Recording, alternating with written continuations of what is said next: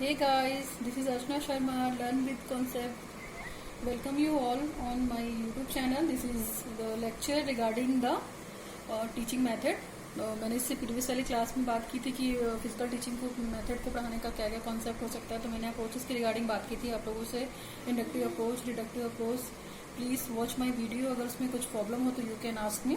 Now today I will discuss the teaching method. Classification की बात करते हैं. Here classification of teaching method में दो तरीके के कॉन्सेप्ट हो सकते हैं. अगर कैटेगराइज करने की बात करते हैं तो हम यहाँ पे पहला है टीचर सेंटर्ड मेथड, जहाँ पे क्या होगा कि टीचर सेंटर पॉइंट में होगा, यानी कि शिक्षण केंद्रित विधियां.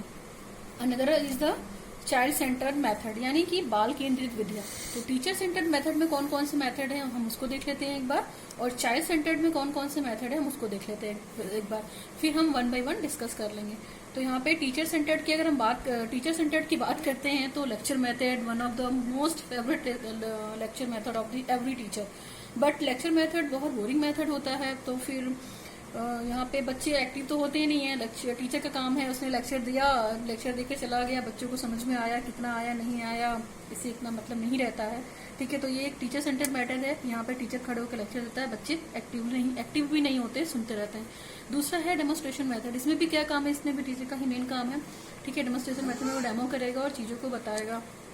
ठीक, इसके बाद है लेक्चर कम डेमोस्ट्रेशन, थर्ड वाला. चौथा है ह्यूरिस्टिक मेथड. तो lecture method, demonstration method, lecture come demonstration method and heuristic method, ये सब क्या है, टीचर सेंटर्ड मेथड है. अगर दूसरी कैटेगरी की बात करते हैं तो हमारी जो दूसरी कैटेगरी है वो चाइल्ड सेंटर्ड मेथड. ठीक है, तो इस कैटेगरी में हम क्या बात करते हैं, बाल केंद्रित शिक्षण विधियां. आज के टाइम पे जो हमारा टीचिंग मेथड है वो चाइल्ड सेंटर्ड है. आपको पता है हमें चाइल्ड सेंटर्ड चाइल्ड के अकॉर्डिंग ही पढ़ाना है, उनके इंटरेस्ट, उनकी हैबिट या जो उनका एरिया ऑफ इंटरेस्ट है उसके हिसाब से ही पढ़ाना है. ठीक है, तो इसमें सबसे पहला मेथड आता है प्रोजेक्ट मेथड, दूसरा मेथड है प्रॉब्लम सॉल्विंग मेथड, तीसरा मेथड है ह्यूरिस्टिक मेथड. ठीक है, ये इसको हम खोज विधि भी बोलते हैं, और लेबोरेटरी मेथड. तो ये चारों हम पढ़ेंगे चाइल्ड सेंटर्ड में, और ये चारों हम पढ़ेंगे टीचर सेंटर्ड में. तो अभी मैं यहाँ पे जो मेथड है मेरा नेक्स्ट मेथड वो ह्यूरिस्टिक मेथड है. हम इसी के बारे में थोड़ा सा डिटेल पढ़ते हैं. ह्यूरिस्टिक मेथड होता क्या है, इसकी प्रॉपर्टी क्या है, इसका मेरिट क्या है, इसका डीमेरिट क्या है. ठीक है, तो ह्यूरिस्टिक मेथड की हिंदी जो है वो इस विधि को हम अनुसंधान विधि भी बोलते हैं, खोज विधि भी बोलते हैं, अन्वेषण विधि भी बोलते हैं, और स्वयं ज्ञान विधि भी.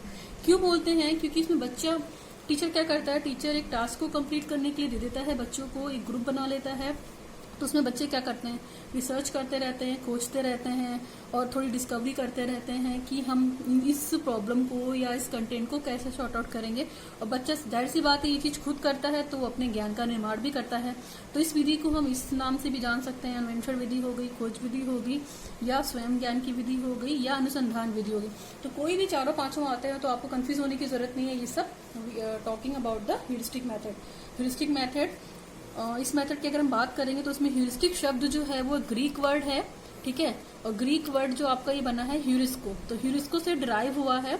ठीक है, और यहाँ पे ह्यूरिस्को का मतलब है आई डिस्कवर, मैंने खोजा, आई डिस्कवर या आई फाइंड आउट, मैंने खोजा या मैंने किया.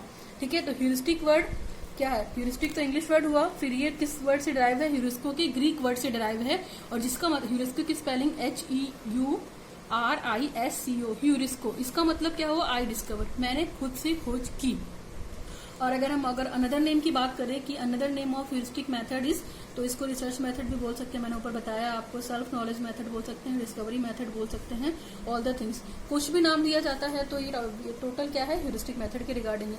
अगर हम बात करते हैं तो इस मेथड को दिया किसने था, तो यहाँ पे एक प्रोफेसर है, प्रोफेसर H.E. आर्मस्ट्रॉन्ग ने ह्यूरिस्टिक मेथड को दिया था.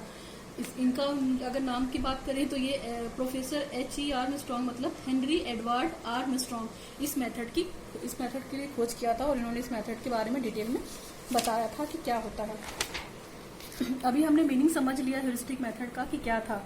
अभी हम थोड़ा बात करते हैं कि ये ह्यूरिस्टिक मेथड पहले क्या होता था, केवल साइंस टीचिंग में यूज किया जाता था. बट अब ये मेथड क्या हो गया है, अनदर सब्जेक्ट के लिए भी अप्रोप्रिएट हो गया है. आप दूसरे सब्जेक्टों के लिए भी यूज कर सकते हो इस मेथड को. ठीक है, इस मेथड में क्या होता है कि जो बच्चा होता है वो खुद ही ज्ञान के संपर्क में आ जाता है, और ज्ञान को खोज कर कि खुद ही सीखता है कि हमें ज्ञान को कैसे खोजना है, सच को कैसे जानना है, ट्रुथ के बारे में कैसे बात कर सकते हैं. इससे रिलेटेड एक और मेथड है, आपको पता होगा, ब्रेन स्टोर्मिंग मेथड, उस मेथड में भी क्या होता है, बच्चे अपने मस्तिष्क के माध्यम से सोचते हैं, विचार करते हैं, फिर प्रॉब्लम का सोल्यूशन निकालते हैं कि कैसे होता है प्रॉब्लम का सोल्यूशन निकल सकता है, सब कुछ खोज करके। फिर अगर हमने मीनिंग समझ ली, फिर उसको का मतलब क्या था और ये मेथड कहाँ कहाँ अप्लाई होता है। अभी हम बात करते हैं डेफिनेशन की। अकॉर्डिंग टू हर्बर्ट स्पेंसर, इन्होंने क्या कहा है, children should be told as little as possible and induce to discover as much possible. बच्चे के अंदर क्या है कि इसमें ये हर्बर्ट स्पेंसर कहते हैं कि बच्चे को हम कम से कम बताएं, उन्हें ज्यादा से ज्यादा खोजने के लिए प्रमोट करें। हर्बर्ट स्पेंसर ये कहते हैं कि बच्चे को हमें नॉलेज बिल्कुल थोड़ी सी देनी है और इससे वर्क या उससे सच की खोज या ट्रुथ की खोज ज्यादा करवानी है। ये इनका हर्बर्ट स्पेंसर का व्यू था। अगर हम आर्मस्ट्रांग की बात करते हैं, अकॉर्डिंग टू प्रोफेसर आर्मस्ट्रांग, ठीक है, तो इन्होंने क्या कहा है, in this method student are in keep under the condition of discover. तो इन्होंने क्या कहा है कि विद्यार्थियों को हम कुछ कंडीशन देकर, कोई टास्क देकर उसको खोजने के लिए बोल दें, ठीक है। तो ये तो हुआ डिस्ट्रिक्ट मेथड। अगर हम मेरिट की बात करते हैं तो मेरिट बहुत सारी हैं। Students are diverted towards the truth, बच्चे ट्रूथ की तरफ डाइवर्ट होते हैं। स्टूडेंट के अंदर क्या साइंटिफिक टेम्पर डेवलपमेंट होता है कि वो वैज्ञानिक रुचि कैसे लें, है ना, साइंटिफिक एटीट्यूड भी डेवलपमेंट होता है। It's develop the criticism quality, और ये बच्चे क्रिटिसाइज करना भी सीख जाते हैं कि ये क्या सही है, क्या गलत है, क्या राइट है, क्या रॉन्ग है, क्या सच है, क्या गलत है, ठीक। द नाउ अनदर मेरिट, अगर मेरिट की बात करते हैं तो student develop interest and capability to work hard, student के अंदर ये इंटरेस्ट क्रिएट करता है और इस कैपेबल बनाता है कि वो किस तरीके से हार्ड वर्क करके सच की खोज कर सकें। This method prepares student for life, ये मेथड जो है स्टूडेंट को लाइफ के लिए प्रिपेयर भी करता है।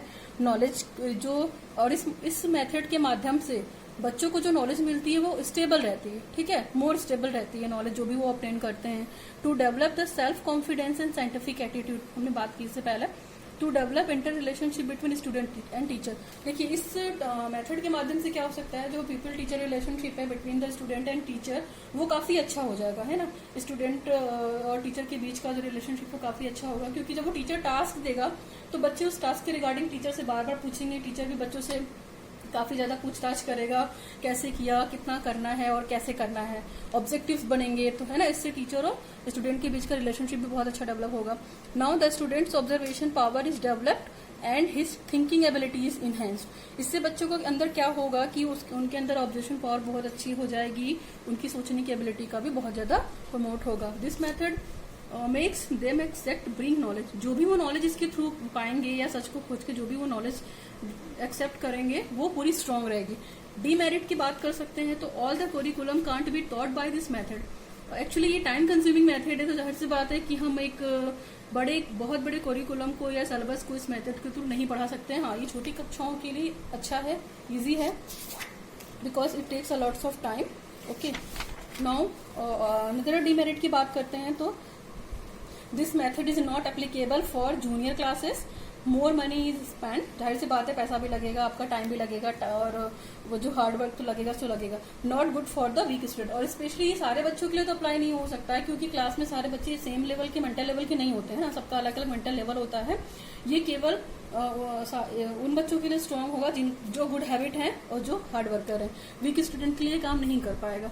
The student find it difficulty to draw conclusion, बच्चे इसमें क्या करते हैं कि एक कंक्लूजन पे आने के लिए उनको थोड़ा सा डिफिकल्ट होता है, क्योंकि उसके बारे में जानते ही नहीं है, वो खोज करते हैं, है ना। तो जरूरी नहीं है, उनको ये भी नहीं पता होता है कि वो अगर खोज कर रहे हैं तो वो हम सही डायरेक्शन में जा रहे हैं या नहीं जा रहे हैं। ओके, तो that is more about the heuristic method. Okay, आप इसको भी दे सकते हैं, इसके कुछ सजेशंस भी हैं, ये इंग्लिश में भी था, आप चाहे तो एक बार को हिंदी में भी देख सकते हैं। मैंने जैसे पीछे डिस्कवर कर दिया, बता ही दिया आपको कि आर्मस्ट्रांग ने दिया है इस मेथड को, और ग्रीक वर्ड की ह्यूरिस्को से डेवलप हुआ है, ठीक है।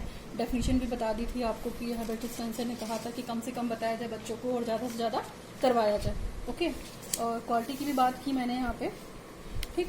डिमेरिट्स की भी बात की, तो इस विधि में मैंने अच्छे से बताया कि बच्चे से हम खुद खोज करते हैं, नॉलेज गेन करते हैं, टीचर के बीच का रिलेशनशिप अच्छा होता है, इवन बच्चों के अंदर देखा जाए तो सेल्फ डिसिप्लिन भी डेवलप हो जाता है काफ़ी अच्छे से, ठीक है। और उच्च स्तरीय में ये विधि सहायक होती है, एक्टिविटी के प्रिंसिपल पे काम करती है, ठीक है।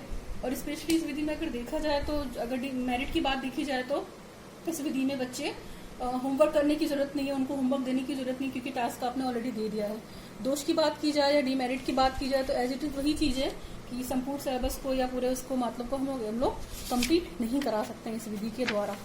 ओवरऑल देखा जाए तो इस विधि को विधि के द्वारा जो खोज करता है बच्चा, उसमें टाइम की काफी ज्यादा बर्बादी होती है, ठीक है। और सभी छात्रों के लिए मटेरियल इकट्ठा कर पाना टफ होता है, ठीक है। सभी बच्चों का मस्तिष्क लेवल या मैच्योरिटी लेवल सेम नहीं होती है कि वो स्वयं खोज करें और किसी जस्टिफिकेशन पे आए। यह विधि में बालकों को मौलिक खोज की अपेक्षा ज्यादा की जाती है ताकि वो परिपक्व नहीं होते हैं, मौलिक खोज कर सके तथा विधि को सफल बनाए, ठीक है। ओवरऑल ये था मेरिट डीमेरिट, ठीक है। अब नाउ सजेशन की बात करते हैं कि इस मेथड के थ्रू क्या कर सकते हैं। जब आपकी क्लास खत्म हो जाए तो आपको उससे प्रीवियस वाली क्लास में क्या हुआ उसके बारे में थोड़ा डिस्कस करना चाहिए।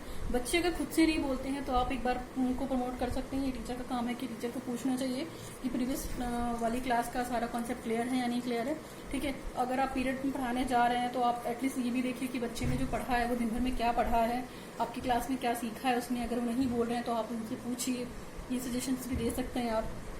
और अगर जो बात आप पूछना चाहते हैं बच्चे अगर नहीं बता रहे तो आप उनसे पूछिए और उनकी प्रॉब्लम को सॉर्ट आउट करिए। ये था, that is more about the heuristic method. और ह्यूरिस्टिक मेथड में यही था, ये सिंपल सा अच्छा अप्रोच है, अच्छा मेथड है, आप चाहें तो यूज कर सकते हैं, ठीक है। और अगर इस मेथड में भी कोई आपको कोई दिक्कत हुई है, कुछ भी प्रॉब्लम हुआ है तो आप प्लीज मुझे कमेंट सेक्शन में बताइए। Please like my video, share my video and subscribe the channel learn with concept with Archana Sharma. Thank you.